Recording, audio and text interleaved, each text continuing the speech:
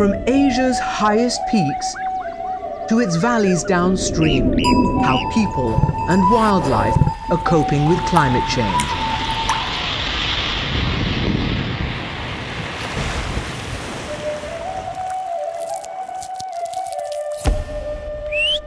Voices from the roof of the world.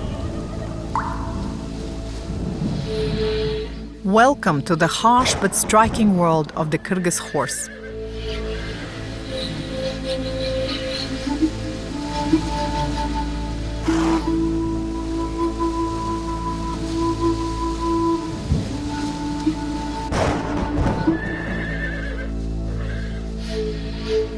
Their home is called the Jailo, the high mountain pasture lands of Kyrgyzstan's Tian mountain.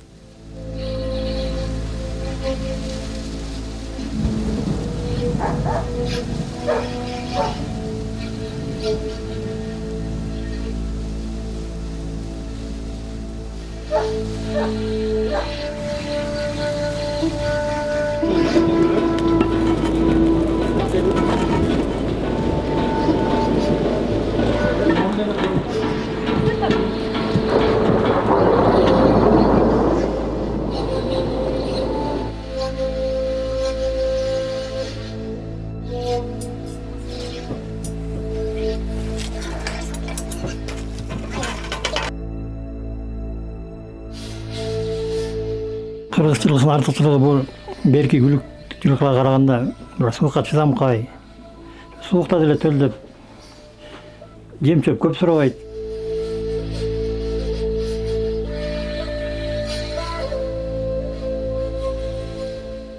Құлындарды тың болып, қарда туып, ешітіп кете береді.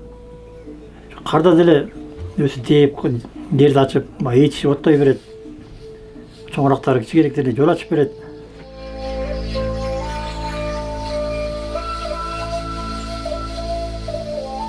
Биздин бирден бир максатыбыз нукура кыргыз жылкыларын, табигаттын, жаратылыштын негизинде жаралган кыргыз жылкыларын кайра жандандырсак деп атабыз.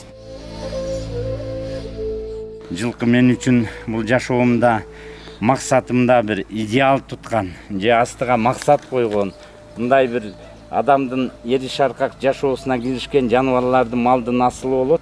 Ошо жылкы мага ошонун негизинде түрткү берди да. Kırgız eli baştan эле ушул Kırgız жылкысын адамдын жашоосу менен байланыштырып келген, өзгөчө кыргыздын жашоосу менен ат адамдын канаты дейт.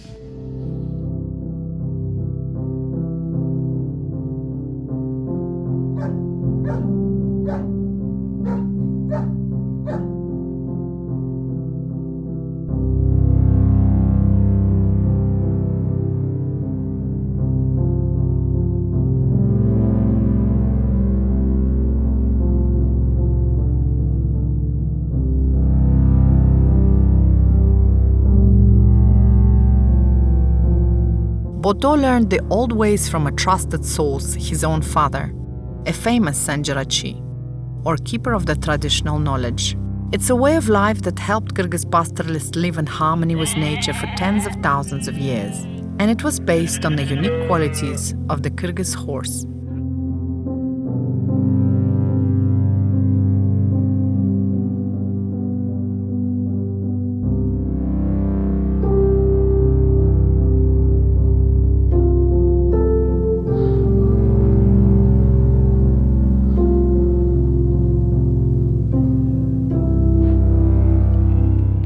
Kırgız жылкысы эч убакта ошол ээсин жолго таштаган эмес. Ошон үчүн айтат, ат сыйлаган жүү калбайт дейт да. Биз дагы ушулга аяр мамиле кылышыбыз керек. Бул жылкы жаныбары өтө адамдан мунун тилели болбосо, бул адам сымалдуу эле акылдуулугу бөлөк малга салыштырмалуу өтө эле жогору. Now, both men and their horses feel that the climate and environment of this high mountain world is changing. Биз турган жер деңиз деңгээлинен 3,5 миң метр бийиктикте туруп атабыз. Айтылуу Аксай деген алыскы жайлообуз. Бул жердин чөбү бир кезде ушул аттын омурусунан келген. аттын омуросунан келип турчу эле кара кыяк чөп, бетеге ушундай чөптөр болор эле. Migrating to high summer pastures was the Kyrgyz way of preserving the soil and sustaining these precious grasses. Бул жерге келген максатыбыздын себеби ошол биртке болсо дагы жайлоодогу чөптөрдү тең салмактуу бөлүштүрүү. Эгер бир эле жерге тыгылып тегеректей берсек, ал жер така болуп, чөп кыртышы жоголуп кете турган коркунуч болуп турат азыр. Анан ушундай жерге келип, ушу жылкыларды жайып, малды жайып, мээнет кылып атабыз.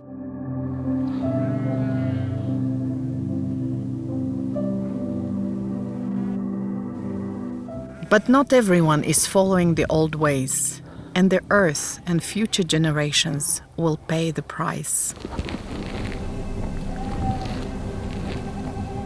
Climate change has made the world less predictable, and the destructive practices of the majority of pastoralists has exacerbated the problem.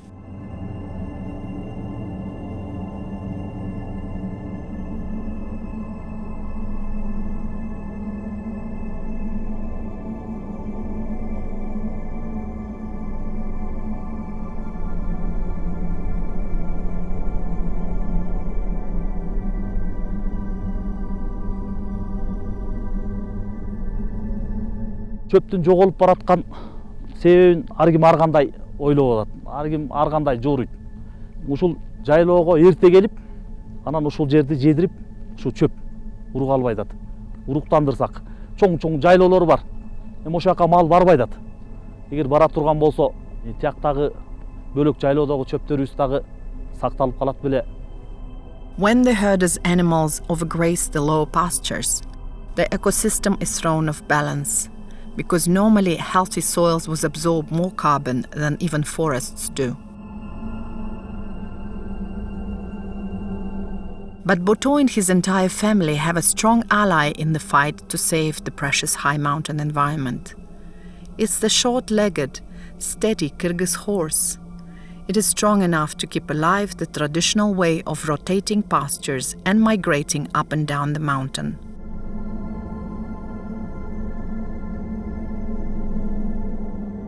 Because the Kyrgyz horse is so powerful, it is Boto's main hope for driving livestock to distant pastures.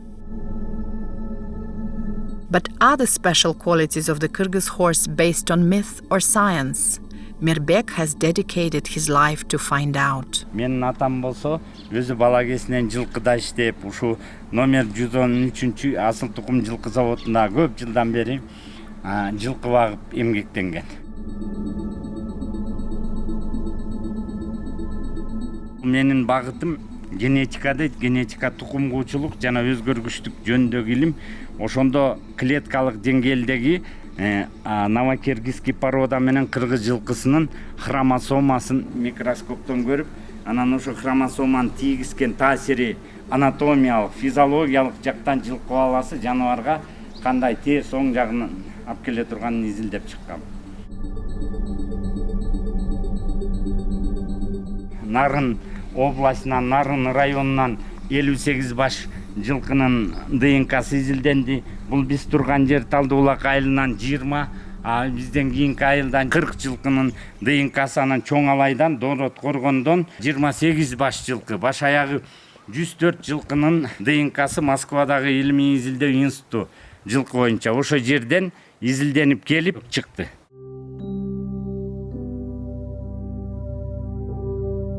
Бул проекттин максатында буюрса ошо жылкыларды алып келип бир жерге топтоп селекциялык жол менен кайрадан тукумун жандыртып, ушу биздин мурунку номер 113 жылкы заводунда буюрса кыргыз жылкыларын жандандырсак деген максатыбыз турат да. Azamat left his life in the city for love, his love of the Kyrgyz horse. But his devotion has not been rewarded. Өкүнүчтүүсү өкмөт тараптан эч кандай мындай сактап калсак көбөйтсөк деген аракет жок да. Кайрылбаган деле жерибиз калган жок. Мынакей азыр бирке баш жылкы менен отурабыз. Биздин өзүбүздүн чыгымыбызды жылына жаба албай, жылына минус болуп келет. Акыбалыбыз ошондой. ошентип жок кылбайлы деп пародан кармап калайлы деп келатабыз. Бээлердин баары картайды. 2000-жылкы бээлер, 98-жылкылар бар. Жылына эле бирден экиден уже картайгандан же төл бербей калат, же бээ өзү бирдеке болуп калат карылыктан да. Анан ошолордун кулундарын алып калып, эптеп пароданы сактап кармап турубуз. Болгондун нары көздөй көбөйтүп кеткенге бизге эч кандай шарт болбой атат да. The men and their beloved Kyrgyz horses seem to be on their own, without any support. But a collaboration of indigenous people in the region called the Golden Hoof will soon begin a pilot horse breeding farm to restore an experimental population. So, will the Kyrgyz horse again share its mythical wings to help people fly across Central Asia's highest mountains? And will men like Zemirbek succeed in saving this national treasure? Биз сүйөнө бою туар бие багып жүрдүк да. Мен 20 жыл эмгегим бар совхозда иштеген. Пенсияга чыкканбыз азыр. Кудайга шүгүр. Жатабыз аман эсен. Менин аталарым Торой, Чоңото аксакалыбыз. Ошолор чыгарып жүрдү. Подбор жасашты, бие менен айгырды. Бирин келтирип, жана гайтун деген айгырлар чыкты. 15 жыл туткан утуп жүрдү, жакшы күлүктөр.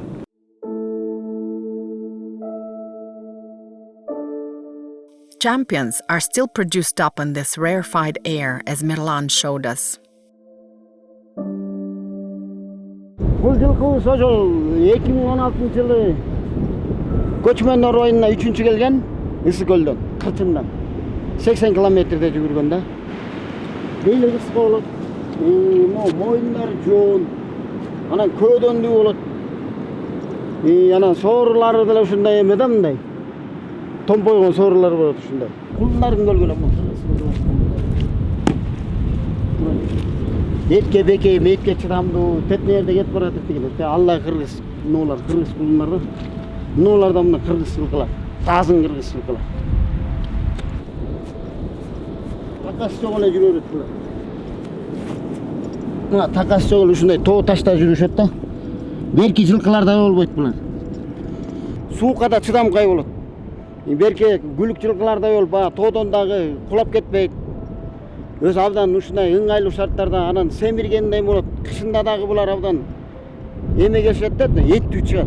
Кыргыз жылкысынын өңдөрү негизинен тор болгон да. Андан тышкаркы дагы бир өзүнүн физиологиялык, анатомиялык касиети жагынан бул энергияны күндүн нурун бат денесине тартып турат.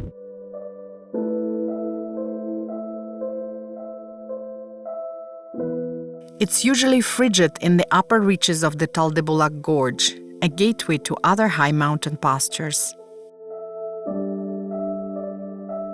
Кыш аябай суук болот, кар калың жаайт, тескей жакта мал чыга албай калат, жүрө албай калат. Жак күн тийгенде кар эрип, жайытка эң ыңгайлуу болгон өзгөчө жылкы баласына. Андан тышкары бул жердин чөптөрү өзүнүн ботаникалык, өсүмдүктүн илими жагынан өзүнчө бир физиологиялык, анатомиялык жактан малдын этин, малдын сүтүн жакшырткан, малдын этине мындай бир жакшы сапат бере турган чөптөр да ушул жерде өсөт да.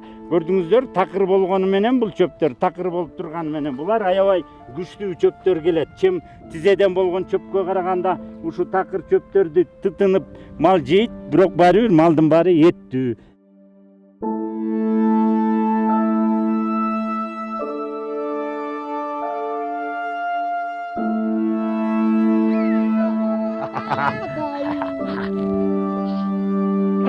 Майкелер келип, кызым жыргап атат. Майкелер келип жыргап.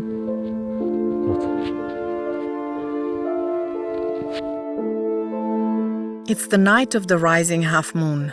Boto and all the herders who have helped with the livestock are sharing a hearty last meal before tomorrow's descent from the high summer pastures. It's a chance for Boto to reunite with friends and share some of the lessons his family has learned from taking care of this land for so many generations.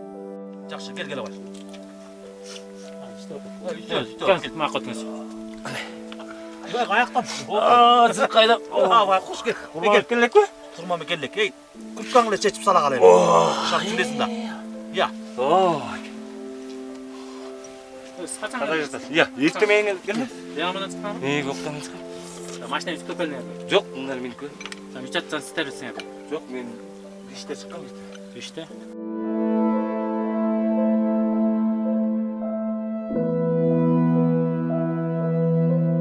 Мал багып тоодо жүрдүк. Төбө менен көчтүк. Ошо бир сезон деп коебуз, бир жайда 10 сапар, 12 сапар көччүбүз. Мындайча айтканда ошо эмеге малга тоонун гүлүн оттотуп, анан ошентип семиртер эле да.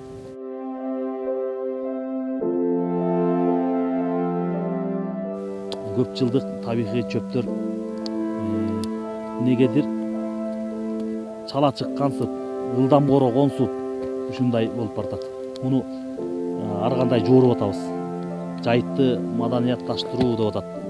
Которуп, эс алдырып деген маселени козгоп атабыз. Бирок жашоочулар, адамдар буга мойну жар бербей, ошол эле чоң сөңкөл жайлоосунда 4 ай отуруп, анан айылга кетип калып, жанын кыйнагысы келбей атат. Алыскы жайлоолорду колдонолу десек, көбү колдобой атат. Мындан аркыдагы көп жайлоолорубуз бар, ээн жатат. Ушунда Teknika var bitmey. эми техника барбаса дагы төө менен көчүш керек. Ат менен көчүш керек. Мисалы, сонун азыр кыргыз жылкылары бар, жүк көтөргөн. Мына ошолорду өздөштүрүш керек.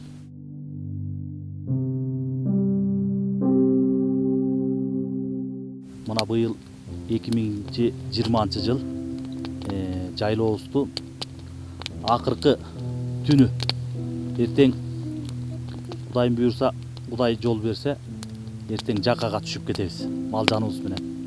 Эми ошол эртеңки көчүбүз байсалдуу болсун, жолу шыдыр болсун, мал жаныбыз менен ата-бабалар айткандай элге аман эсен кошулалы.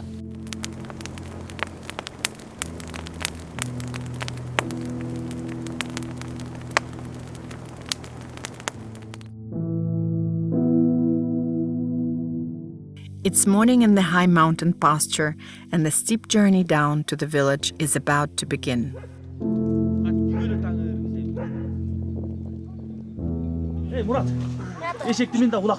It's time to load up the camels, which will carry the heaviest load. Alda böyle 장tayın.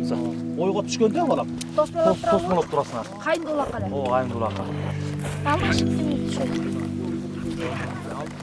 Ey, ömür aldı sırdak.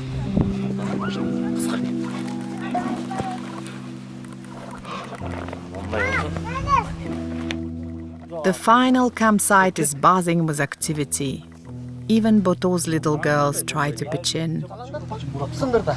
Ya, sındırda. Ömür öydürüp kılış. Ya, sonundan ol bakayım, kaç. Kanday da. Kulağınızı sorun. Bunu algaysan, bunu sağdı. Orta algaysan, orta. Ақыл байкелер шығып өтті жаңа жаққа. Көріп қойшы да кеп. Ал белгілесе де қайыққа шықта тияқпайын қара. Алыстан не көрді?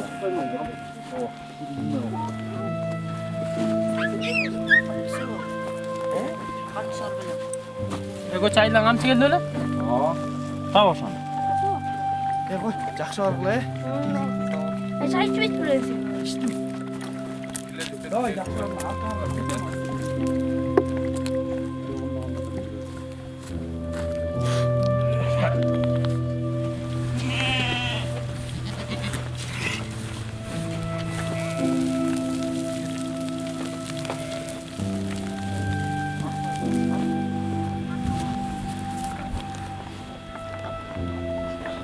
And they're off.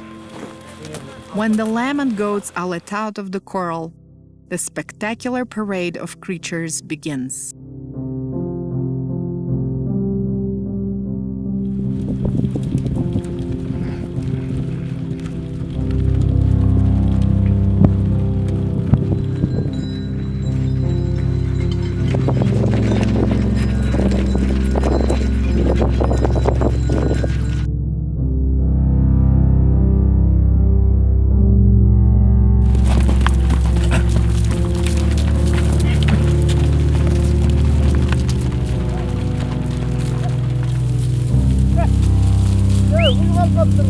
O atlet kaç kuyuda yok yani.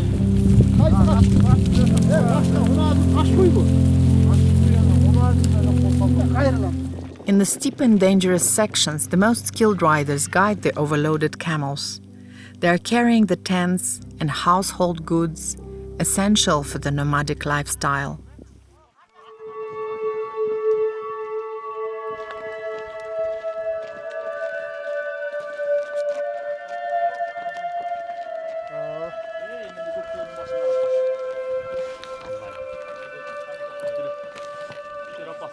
And just behind the camels, on the back of Boto's trusted beagle-colored horse, ride his most precious riders, his wife and 2 little girls.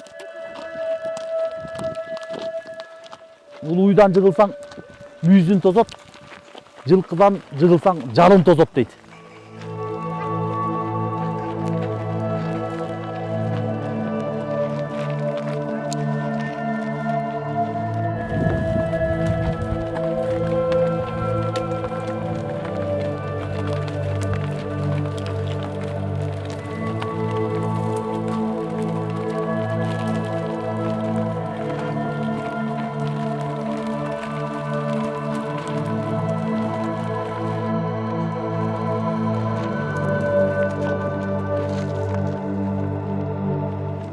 Riding horseback, Boto leads the overloaded camels stepping gingerly down the perilous mountain paths. One slip and the whole caravan could come tumbling down.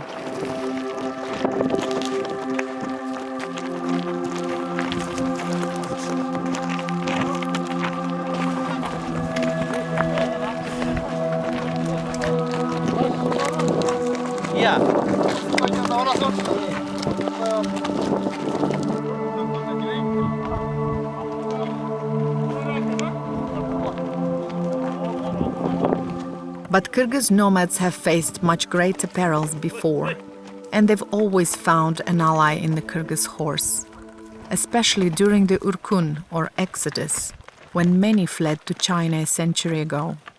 Kyrgyz historians say it followed a massacre committed by Tsarist Russia after a revolt by the Kyrgyz people against their forced conscription into the imperial army. Kyrgyz'ın baştan ne gana gündör ümdegi degen gana okuyalar ötkөн. Мынау чоң үркүндө Кыргыз эли жарымы качкан. Мына ошондо Кытайды карай качканда куржунга балдар салып айдаган экен жылкы менен чогуу. Ошол 2 күндүк, 3 күндүк жолдо жылкы кинекей балдарды нарселерди. Аман эсен жеткирген экен.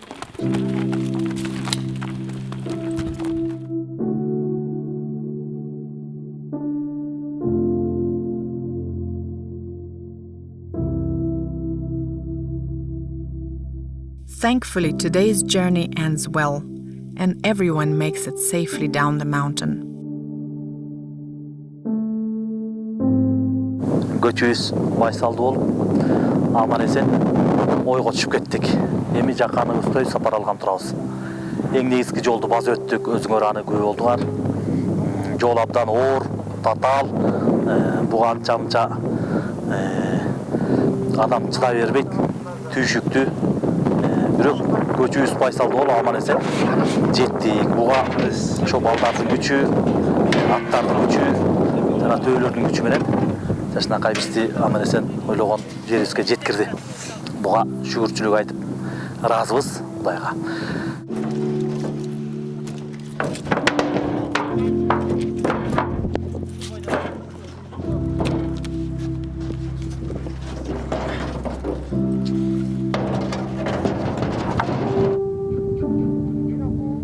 Көз кызарып чыгып тур көрүнбөй?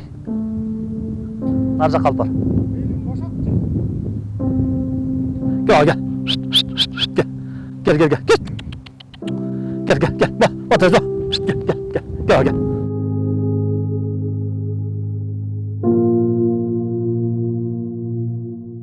Finally, it's time for all of God's creatures to relax and enjoy the last moments of camaraderie and the satisfaction of a job well done.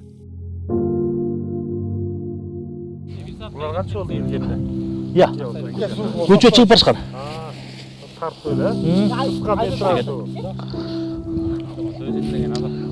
Күн чыгып калганда өгүз өткөндөй оюп салышты.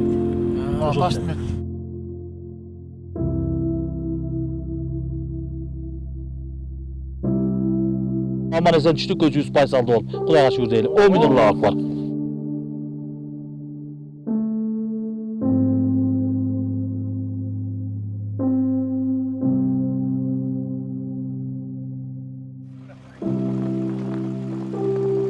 On the final leg home, on horseback or in Boto's vehicles, everyone is quietly wondering if the pastures will recover, because they know there's no future for the old ways and the Kyrgyz horse without the Kyrgyz grasslands.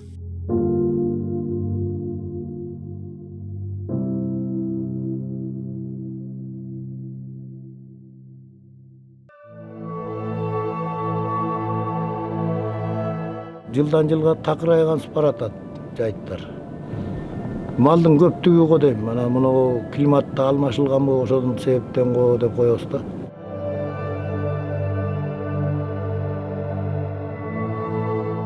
Эми жылкыны көбөйтсө болот да. Илгеркидей асыл кыргыз асыл тукуму болсо жакшы болор эле. Азыр бүт эле Англия анан неме деп аралаштырып алып жылкыны бусуп алып да негизи кыргыз жылкысын.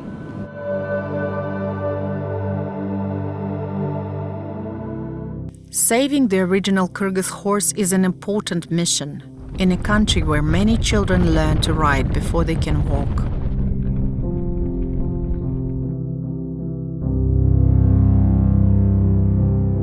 Kırgız жылкыларды сактап калбасак, кичине балдар деле айтат да, ey, тияк баяктан айгырлар келип атат. Илгери кыргыз жылкыга деген кандай эле ушул кыргыз жылкылары эмне болгон жылкылар эле. Мисалы, азыр шаардан жана 10 миң, 20 миң долларлык аттар таппасаң берге чыга албай атпайбы? Балдардын баары ошого кызыгып атат. Азыркы күндө мына балдарга ушундай кыргыз жылкыларды өстүн жалпы эле Кыргызстанда кыргыз жылкыларды сактап калыш керек да.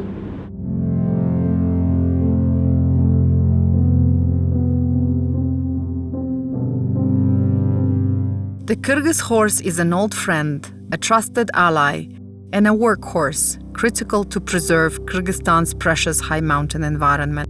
And as the old horse breeders know, if the flying horse disappears, it would be like clipping our grandchildren's wings.